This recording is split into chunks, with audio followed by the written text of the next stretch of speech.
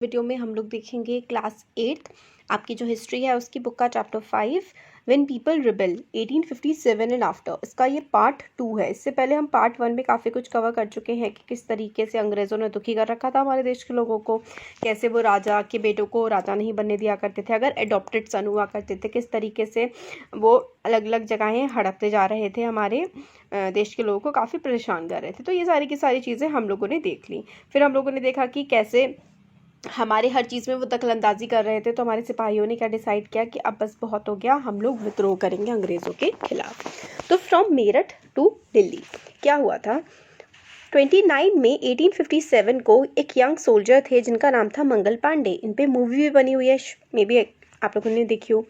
तो उनको हैंग कर दिया गया, फांसी पे लटका दिया गया, क्योंकि उन्होंने अपने ऑफिसर की बात को नहीं माना था। For attacking his officer in Barrackpore, अपने ऑफिसर पे मंगल पांडे ने अटैक कर दिया था, इसके लिए उनको फांसी की सज़ा दे दी गई थी।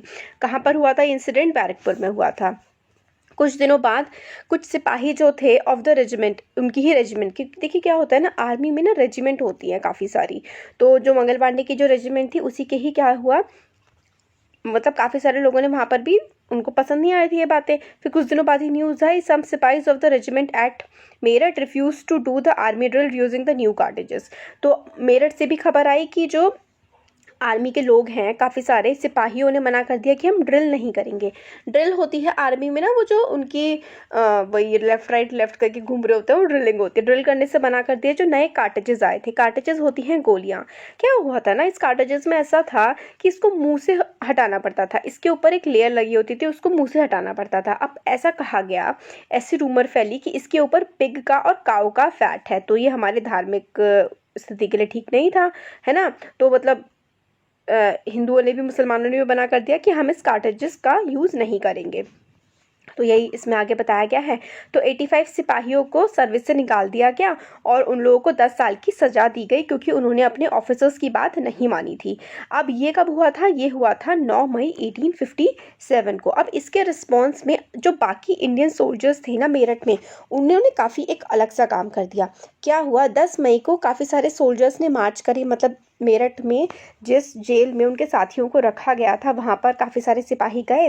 वहाँ पे जो ऑफिसर्स थे, जेल में जितने भी लोग थे, अंग्रेज़ उनको मार दिया और अपने साथियों को उन्होंने क्या किया, जेल से बाहर निकाल दिया। और अंग्रेज़ों की गन वगैरह, आर्म्स एंड एम्यूशन होती हैं, वही असला बारूद वगैरह, वो सारा का सारा छीन लिया, बिल्डिंग को जला दिया और ब्रिटिश की काफ़ी सारी प्रॉपर्टीज़ को भी डैमेज किया और डिक्लेयर कर दी वॉर ऑन फिरंगीज़। और ये डिक्लेयर कर दिया कि जो फिरंगी है, ये जो अंग्रेज़ है, इनके खिलाफ हम लोग लड़ाई की घोषणा करते हैं। और सोल्जर्स ने अब डिटरमाइन कर लिया था कि भाई ये अंग्रेज़ों का राज तो हम देश पर नहीं चलने देंगे। बट अगर अंग्रेज़ नहीं रहेंगे तो देश पर राज कौन करेगा, किसका राज चलेगा? तो सोल्जर्स के पास जो आंसर आया वो था मुगल बादशाह बहादुर शाह जफ़र, मुगल एम्परर बहादुर शाह जफ़र। उन्होंने कहा कि बहादुर शाह जफ़र दिल्ली के हैं, बादशाह हैं, और अब जब अंग्रेज़ चले जाएंगे हमारे देश से तो यही हम पर राज करेंगे।